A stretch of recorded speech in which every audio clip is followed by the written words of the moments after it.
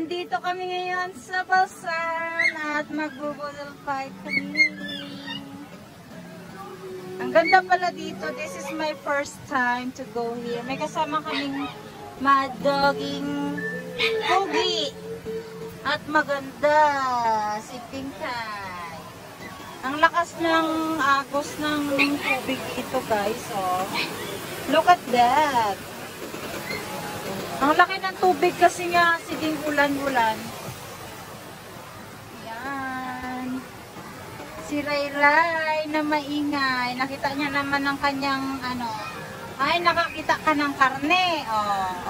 Ano? Ang dumi mo na naman ulit. Nakaligo ka na, kadiri naman. Hugasan natin yan yung ano mo.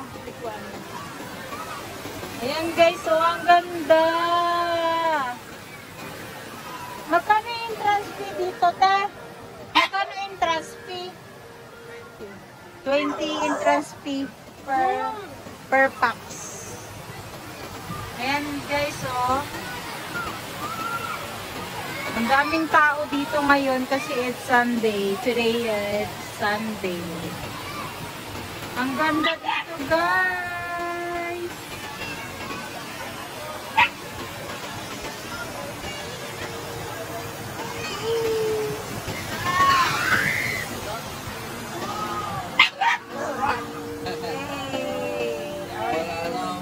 Wala pa yan. Stone. Wow. Hugasan natin yung ano ng bayan kasi yung dirty. Hey guys. Pupuntahan ko sila Titing kasi nag-iihaw pa sila ng isda at saka ng aming ulam. So nandito kami ngayon sa Balsahan. And this is my first time to go here. At kanina nga may nakita akong mga ano, yung mga nakakulong dito pero malaya na sila. Kaya dito, sila yung nagluluto dito ng foods. Hey, to my vlog. Ayan, Taray. Tara, dito titignan natin yung niluluto nila, guys. Fish. Maluto. Ayun yung aming fish. Ang laki. Ayan. Sige po. Ang lawak pala ng area dito, guys. Ayan, guys.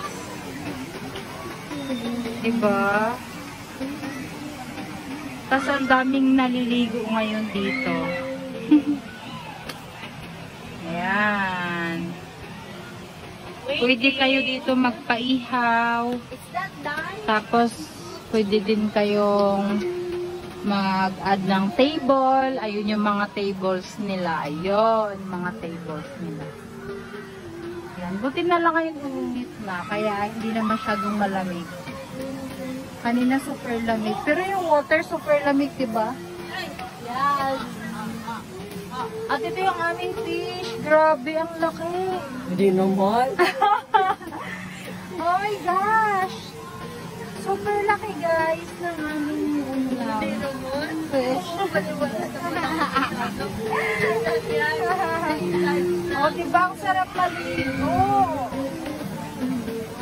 Ang ganda ng water dito kasi ano, maagos. And malinis. Tutor ko kayo dito, guys. Ito yung mga cottages nila yan. Ang daming tao, diba? Si Ray, madumi na naman! Nakaligo mo lang! Nakaligo mo lang! Nagdumi ka na naman! At ito yung water. And sa mga gusto nga pala guys pumunta dito at sa mga first timer pa din at hindi pa alam, this is located at Iwahig Penal Prison Farm.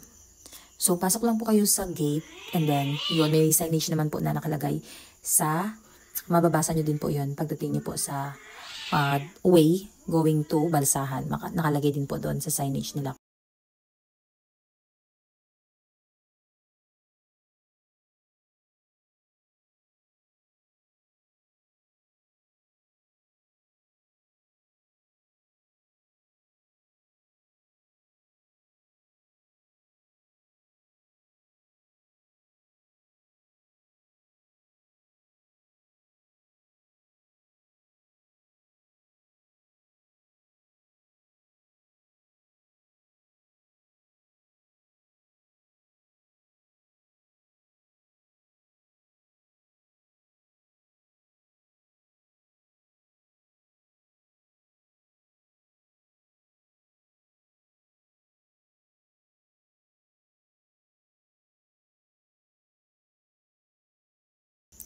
That's all guys. Thank you for watching.